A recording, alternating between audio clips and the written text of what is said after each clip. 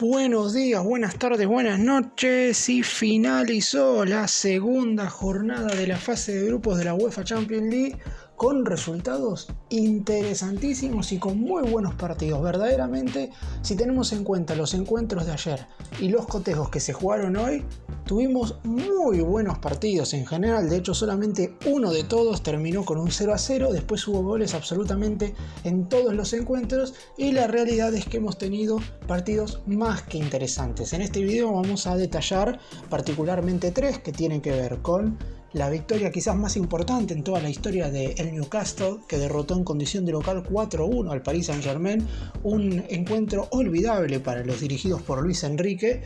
Después vamos a meternos en la victoria del Barcelona, con lo justo 1-0 de visitante sobre el Porto, en un resultado que prácticamente le dará en un futuro el primer lugar del grupo al conjunto dirigido por Xavi Hernández, y al vigente campeón, al Manchester City, parecía que se le complicaba todo en su visita al Leipzig, pero en los últimos 6 minutos terminó ganando por 3-1 y sigue en la competencia con puntaje ideal.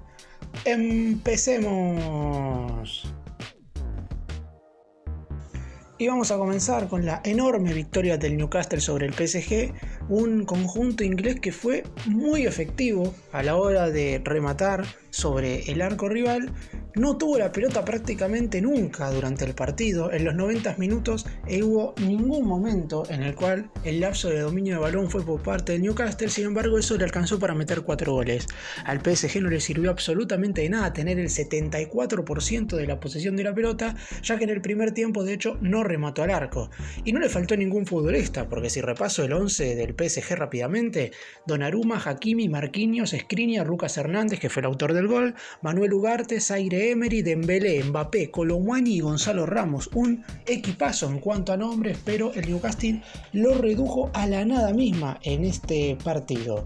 A los 17 minutos del primer tiempo, el paraguayo Miguel Almirón abría las acciones para el elenco británico, que si bien no estaba siendo amplio dominador del partido, se notaba que cuando tenía alguna situación era muchísimo más peligroso, 1000 veces más peligroso que lo que podía provocar el PSG con ese dominio de pelota un tanto intrascendente, porque la pelota en general la tenían los defensores. A veces el balón llegaba a los pies de Mbappé, pero sin ninguna habilidad para ir para adelante. Muy individualista en generar todo el PSG de mitad de cancha hacia adelante. Es algo que deberá sin lugar a dudas mejorar Luis Enrique, teniendo en cuenta que de esta forma es muy complicado que el PSG pueda en un futuro cercano convertirse en candidato a llevarse la Champions League.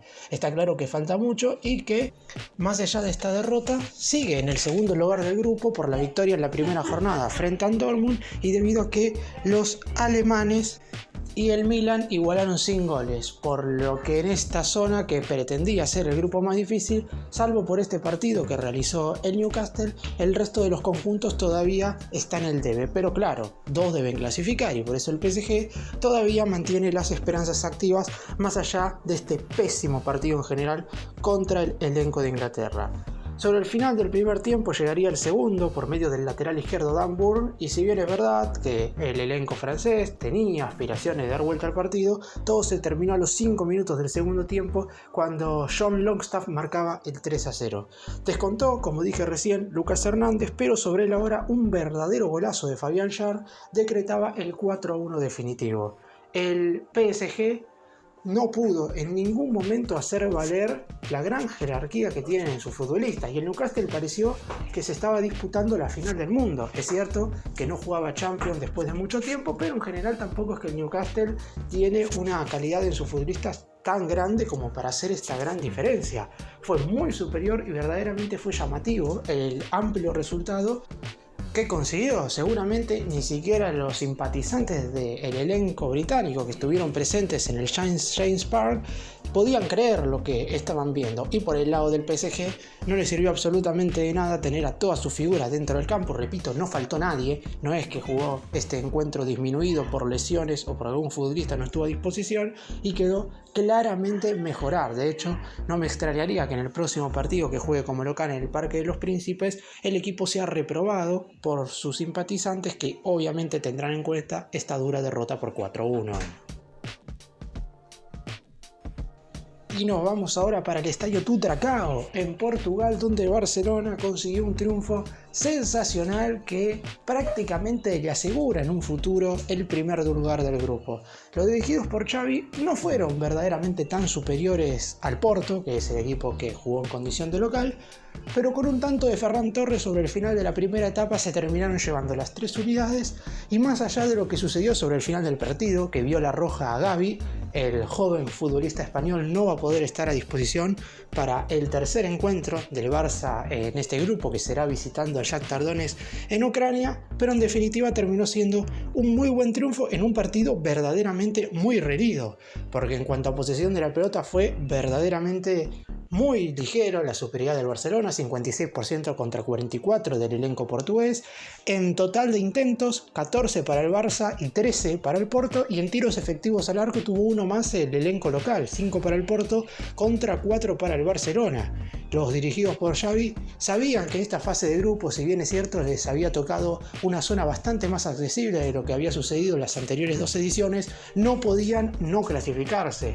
Una tercera eliminación consecutiva en la primera ronda de la Champions League hubiera significado, no digo que una catástrofe, pero un nuevo fracaso rotundo que no podía permitirse un equipo que viene de ser campeón de la Liga Española y que claramente, por la calidad de futbolistas que hoy por hoy tiene el plantel, debe ser considerado como uno de los grandes candidatos a levantar la orejona. Hay que tener en cuenta que todavía no está Pedri, que se mantiene lesionado, y que el plantel en general del Barcelona es bastante corto. De hecho, en el primer tiempo tuvo que salir reemplazado Robert Lewandowski. Es más, Ferran Torres no fue titular en este partido.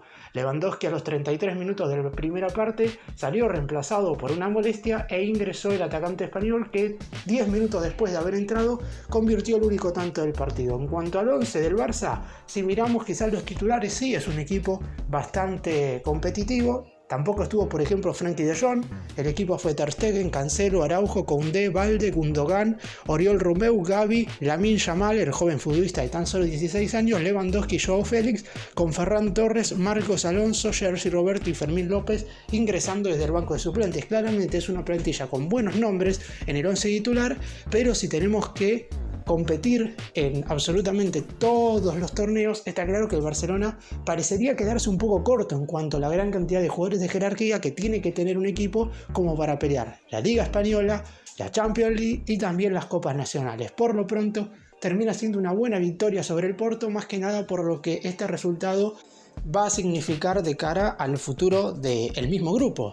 El Porto va a estar prácticamente obligado a ganarle al Barça en España como para poder luchar por ese primer lugar, más allá de que los dos equipos deberían clasificar sin ningún tipo de problema, porque el Antwerp de Bélgica y el Shakhtar Donetsk son claramente dos clubes que están muy por debajo de estos dos equipos. Pero en definitiva, buen triunfo del Barcelona, más por el resultado que por el juego en sí. Los dirigidos por Xavi se llevan un triunfo importante del Estadio Tutracao, y de cara al futuro está claro que deben recuperar a los lesionados. Pedri y De Jong son dos futbolistas importantísimos, que no haya sido nada lo de Lewandowski, y a partir de la siguiente fase, una vez que Barcelona clasifique, ahí se verá verdaderamente si están para salir campeones o si en definitiva únicamente están para los octavos de final.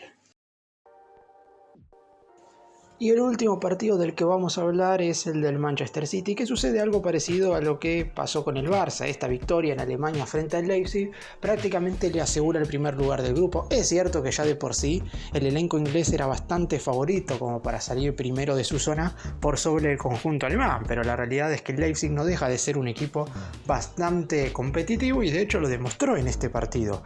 Más allá de que los números no reflejan eso, porque el único tiro al arco que tuvo el Leipzig terminó siendo gol, la realidad es que al City le costó bastante. Hasta los 39 minutos del segundo tiempo no pudo meter ese segundo tanto que le dio la tranquilidad como para llevarse el partido.